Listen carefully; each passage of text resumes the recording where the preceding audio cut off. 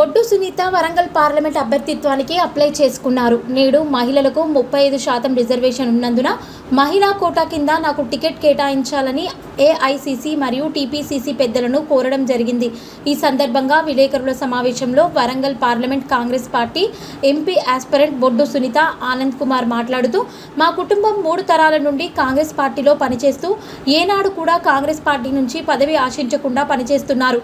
నా విద్యాభ్యాసం హైదరాబాద్లో ఫ్యాషన్ డిజైనర్ BE/DBS పూర్తి చేశాను. చదువుకున్న రోజుల్లో ఇందిరమ్మ రాజ్యాన్ని నేను కల్లారా చూశాను.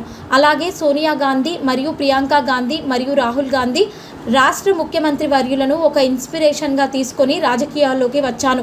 కాంగ్రెస్ పార్టీ అధికారంలో ఉన్నా లేకున్నా కాంగ్రెస్ పార్టీకి వీర విధేయురాలిగా పనిచేసుకుంటూ వస్తున్నాను. అలాంటి మాకు సెయింట్ పాల్ హై స్కూల్ ప్రిన్సిపాల్గా 7 నియోజకవర్గాల్లో ఉన్న పిల్లలు వారి తల్లిదండ్రులు మాకు సుపరిచితులు.